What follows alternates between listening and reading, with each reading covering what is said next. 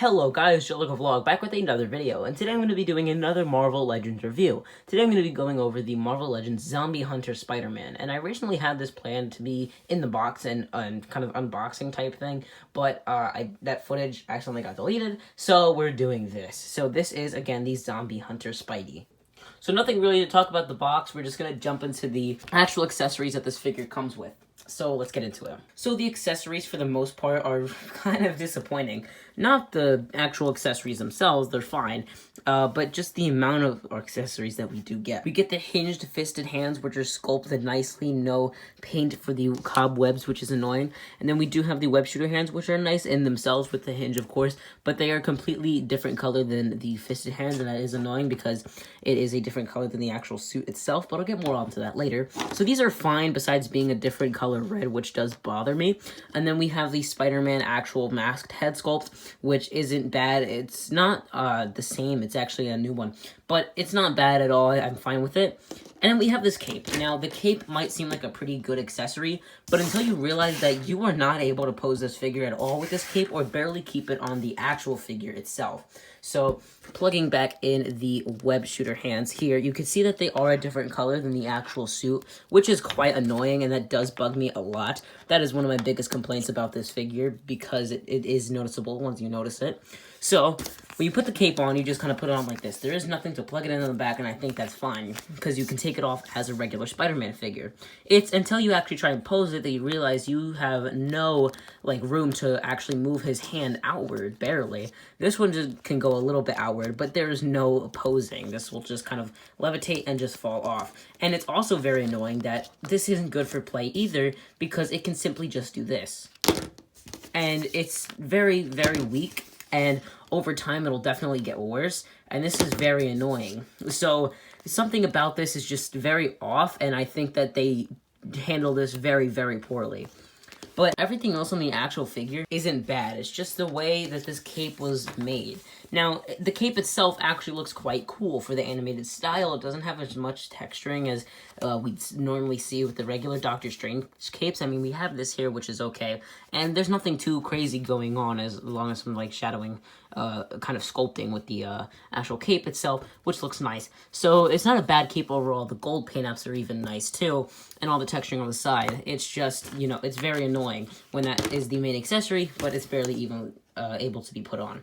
So, moving into the actual figure itself, it's good. The actual texturing throughout the suit is really nice. Even on the red portions, it does look good. There are some mud or either zombie blood on the figure. It's still debatable as to what that is exactly.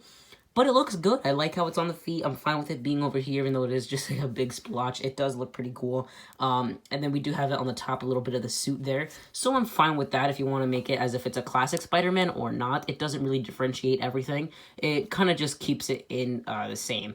It could be a classic Spider-Man, the what-if Spider-Man without the cape. So moving the ab crunch back, the web lines do stop, which is kind of annoying because it looks pretty bad from, a display point if you're trying to have this be posed or whatever. Ab crunch forward is fine. It doesn't really look like anything's too wrong with this. It looks good. And all the sculpting and the detail in the back is pretty good. The web lines do continue, which is nice. And then we have that same texture going throughout the suit, which is good. It just looks a little bit different than how it is on the legs. So everything's pretty good with the detail here. These silver web shooters are placed in the wrong way, because if you're supposed to do it like this, then they're faced the wrong way. But it also limits the articulation if it was put like that, unless these parts are on top, which I don't really know if that makes sense. So I guess they were kind of not really good with this. It should have been flipped this way, but without having this, the bicep having to be swiveled a little bit. But everything else is okay. Showing you what the fisted hands look like on this figure. It's nothing too crazy. You just get a little bit more movement with this, which is fine. So yeah, this does look a lot better though, and it is the actual same color of the suit. And taking the head off and putting this one on it. This is a nice actual Spider-Man masked head sculpt. I do like this a lot. This looks pretty cool. Again, no cobweb painting on there, which is unfortunate, but this is what it looks like with the mask on, and I think it looks pretty cool, and it's a shame that we can barely actually put it on. So, with the figure's articulation, you can move it this high up, but his neck looks a little bit broken there. So, just moving it high up normally like that, which is fine. Moving it down is pretty good. The ab crunch back, it moves this far, which is okay for a Spider-Man figure. The front is really nice. The proportions are okay. The legs do look like they're out a little bit because of this huge ball joint gap there. You have the double jointed elbows, which is nice. No butterfly joints, but they move out that far, 360. They don't go to a 90-degree angle. And then, of course, you have the articulation with the fingers, or not the fingers, but the hands and all that stuff. Bicep swivel. And then you have the waist swivel as well. Upper thigh cut, double jointed knees, which is nice. Ankle moves up this far and moves this far back, as well as some ankle pivot there. And the hips do move out this far, which is very, very disappointing for a Spider-Man figure and limits a lot of chances for it to be posed, which is one of the most annoying things about this figure. So this is very, very annoying to me, and this is going to be one of my biggest complaints. So measuring this Spider-Man figure, you can see he's right under the 6-inch mark. So is he 6 inches? Pretty much, kind of. Yeah, he's around 6 inches there. So nothing too crazy there. I think that's a perfect height for this figure. Doing some size comparisons here. Here he is to the Supreme Doctor Strange and the Zombie Captain America, and these are from the same episode, which is pretty interesting. And then here he is next to the Armadillo Wave, No Way Home Doctor Strange, and the Captain Carter. Okay, she just fell. She has these horrible feet.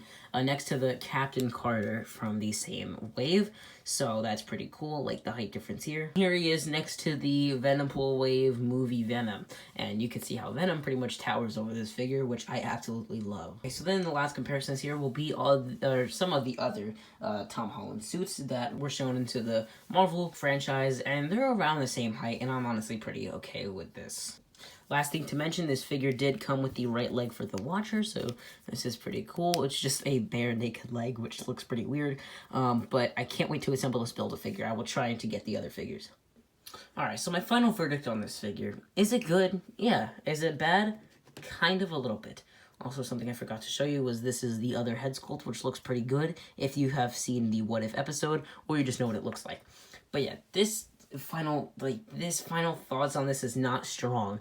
It's not something that you're gonna regret buying, but it's something that you'll find out soon that it's like not as cool as you might have thought it would be, or you maybe thought when you first got it, because you will realize the amount of limitations it has when you try and move it around, put it in cool poses and stuff like that. Is it a bad figure? No, but it's a one that I think that they put so much time into, like the other ones, and good articulation and stuff like that. No, they made some choices that were not very smart.